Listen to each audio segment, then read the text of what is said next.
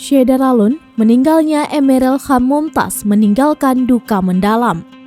Putra Ridwan Kamil itu dinyatakan meninggal dunia pada 3 Juni setelah seminggu hilang terseret arus Sungai Are di kota Bern, Swiss. Tidak hanya keluarga, publik menangisi kepergian Eril yang dianggap sebagai sosok putra idaman sekaligus kakak penyayang. Arkana Aidan Misbah kembali menjadi sorotan publik karena kemiripannya dengan sosok Emeril Khan Mumtaz atau yang akrab disapa dengan Eril, putra kandung Gubernur Jawa Barat Ridwan Kamil. Arkana Aidan Misbah atau yang akrab disapa Arka diadopsi Ridwan Kamil dan Atalia Praratia dalam keadaan yatim piatu. Arka diadopsi bersamaan dengan peringatan Hari Anak Nasional tahun 2020 bulan Juli di Panti Asuhan Muhammadiyah.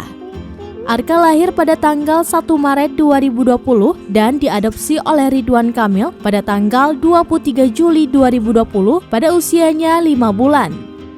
Arka tahun ini genap menjadi 2 tahun sebagai putra bungsu dari Gubernur Jawa Barat Ridwan Kamil.